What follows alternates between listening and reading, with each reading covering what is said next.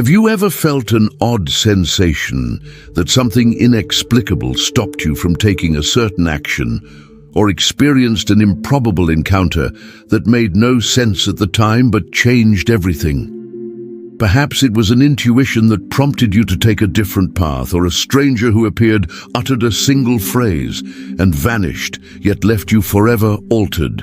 That wasn't coincidence. It was a call. The visible world is only half the equation. The other half is woven from silent impulses, fragmented dreams, premonitions, recurring patterns, and events that defy chance. These are invisible guardians, gently, or sometimes painfully, nudging you toward the direction your soul chose, even if your mind hasn't yet grasped it. But most people don't notice. We're numbed by external noise.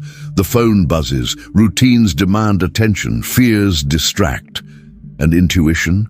It whispers. What if you knew that every time reality seems to push you forcefully somewhere, it's merely trying to align you with what's already inscribed in your vibrational field? You're not lost. You're being guided. But guidance doesn't always come with a signpost. Sometimes it arrives as loss, separation, crisis, or an event that forces you to pause and listen to what lies beneath the pain. In Jungian psychology, the self is described as the regulating center of the psyche, orchestrating life beyond what the ego can see. This means that even when you're off track, something within is arranging events to steer you back. Not as punishment, but as reconnection, and life will persist. Your soul doesn't compromise with comfort, it seeks coherence.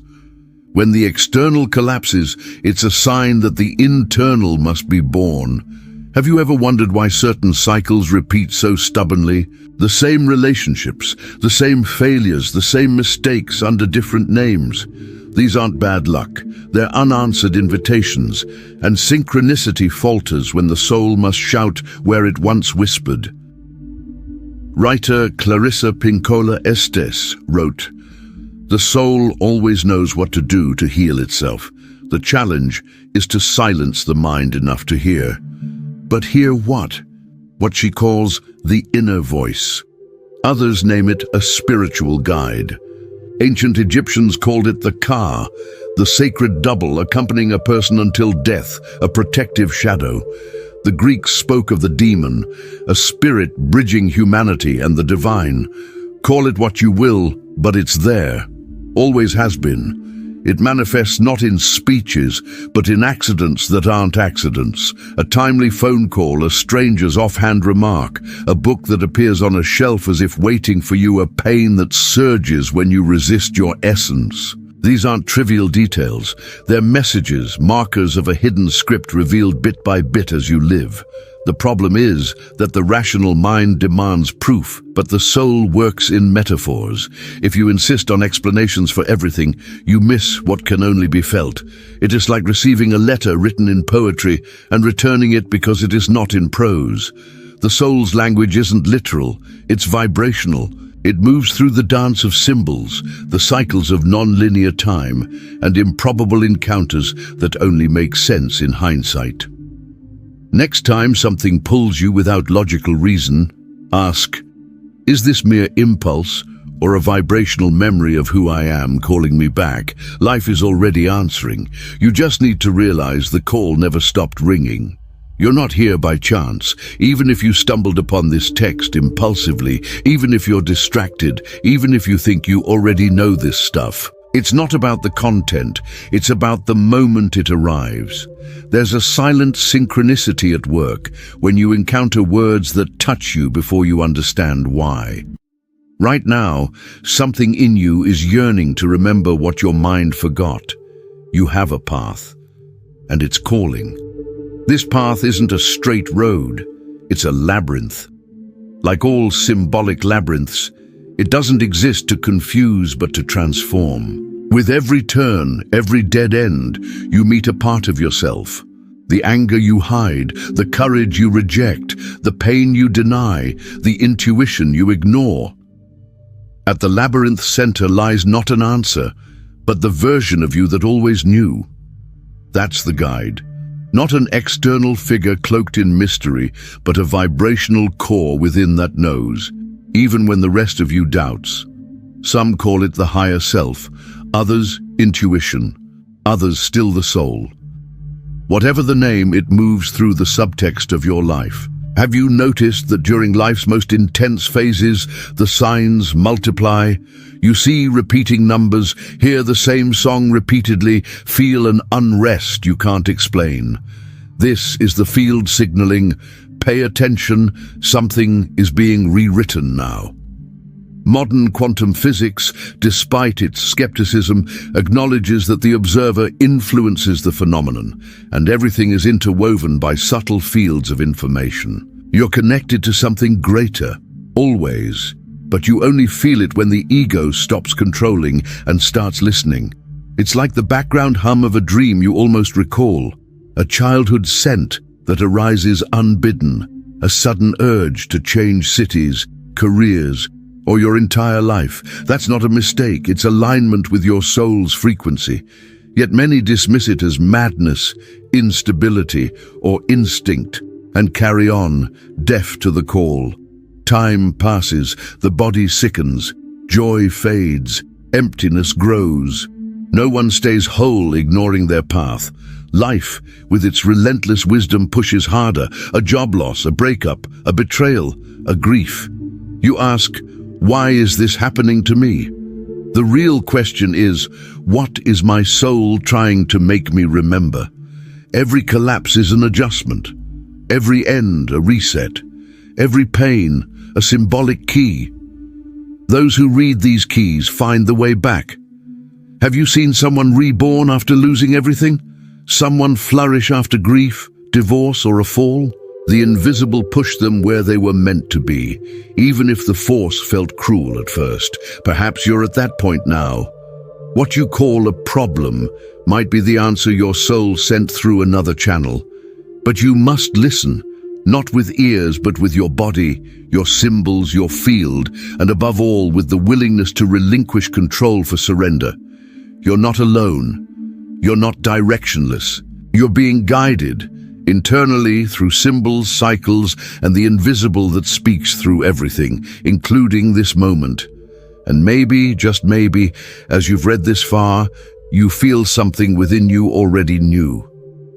The notion that life is guided by unseen forces is as old as human consciousness. Across cultures, people have sensed a deeper intelligence at work, orchestrating events beyond mere chance. In ancient Egypt, the Ka was not just a spiritual double, but a life force, ensuring alignment with one's destiny. Priests interpreted omens, bird flights, star patterns, sudden storms as messages from the gods. The Greeks consulted oracles, believing the demon whispered truths through dreams and signs. Indigenous traditions like those of the Lakota use vision quests to commune with spirit guides, trusting that synchronicities reveal the path. These perspectives share a common thread.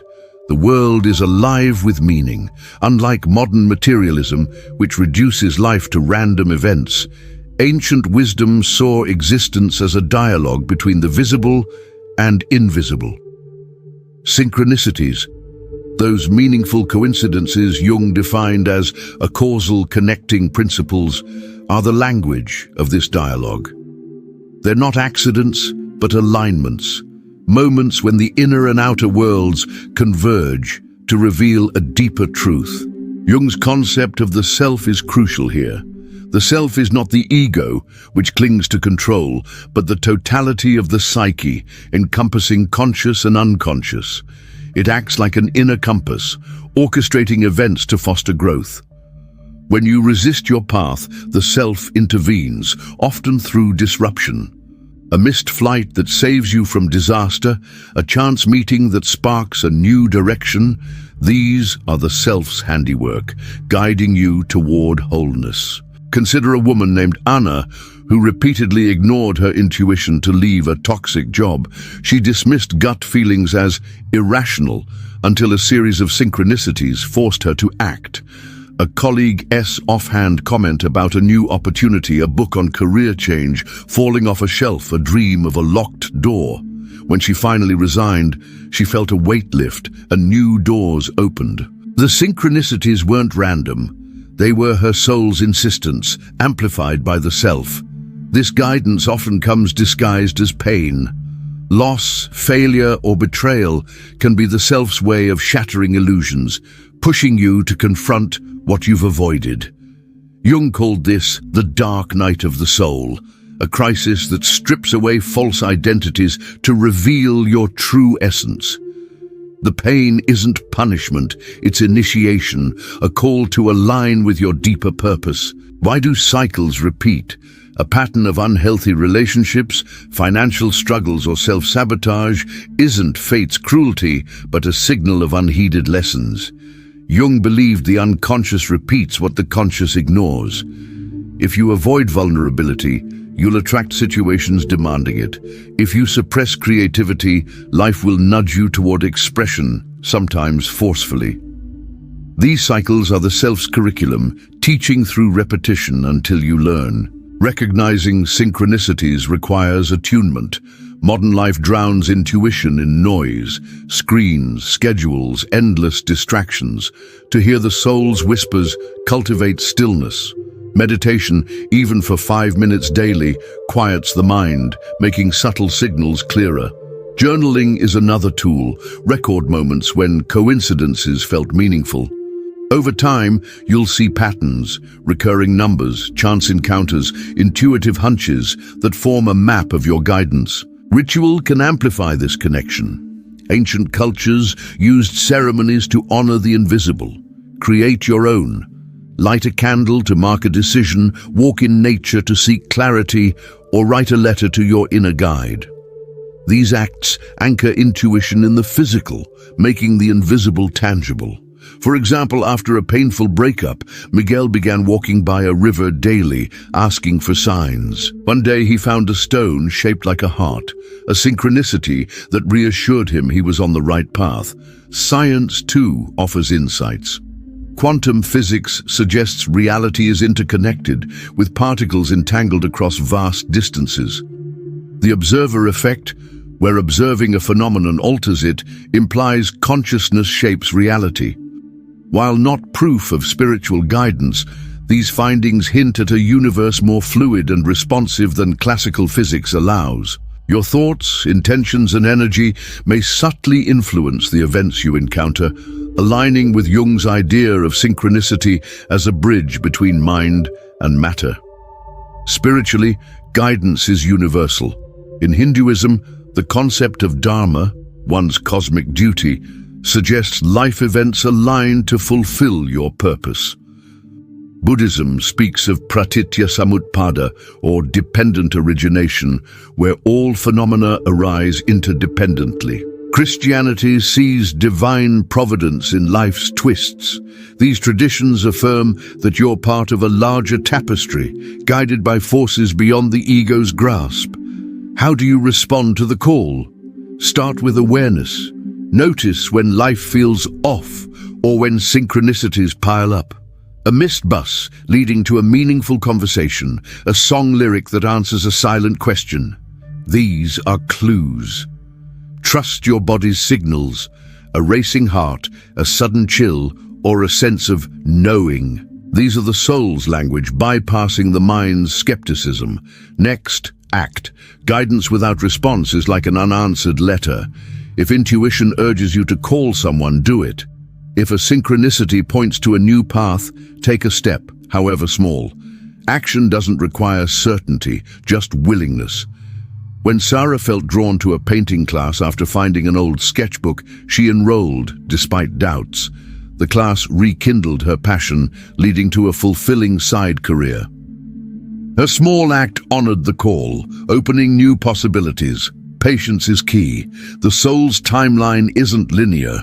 A synchronicity today might make sense only years later. Trust the process, even when the path feels unclear. Jung likened life to a spiral, circling closer to the center with each turn. Every event, even a painful one, is a step toward your core. The collective dimension of guidance is also vital. Synchronicities often reflect broader shifts. During global crises, pandemics, wars, or environmental changes, people report heightened intuition, as if the collective unconscious is signaling change. Sharing stories of guidance in community can reveal shared patterns, fostering hope. A group meditation or storytelling circle can amplify this, connecting individual paths to a larger whole. Guidance can also heal ancestral wounds. Synchronicities involving family, like finding a grandparent's letter or hearing their name unexpectedly, may point to unresolved legacies. Honoring these through rituals, like creating a family altar, can release old energies. Maria, who kept seeing her late father's favorite flower, planted it in her garden, feeling a sense of closure. Such acts weave personal and collective healing. This journey is lifelong. As you evolve, guidance shifts, reflecting new phases of growth. A young person's synchronicities might spark adventure, while later ones foster wisdom or legacy. Stay open by nurturing your inner life. Dream work, prayer, or creative expression keep the channel clear. Avoid numbing intuition with overwork or substances, as they dull the soul's voice. The greatest obstacle is the ego's need for control. Surrender doesn't mean passivity, but trust in a larger intelligence. When life upends your plans, ask, "What is this teaching me?" A job loss might lead to a truer calling, a betrayal to self-love. The invisible works through disruption, reshaping you for your path. As you read this, pause. Recall a moment when life seemed to guide you, a hunch that proved right, a chance encounter that shifted your course. What did it feel like? Your soul is always speaking, through signs, cycles, and silent nudges. You're not adrift, you're held, woven into a cosmic dance. To hear the call, you need only listen with your whole being. What's the next step? Notice today's synchronicities, however small. Write them down. Ask your soul for clarity before sleep. Take one action, no matter how minor, toward what feels true. The path isn't out there, it's within, unfolding through every choice to trust. You're being called not to a destination, but to the truth of who you are. Will you answer?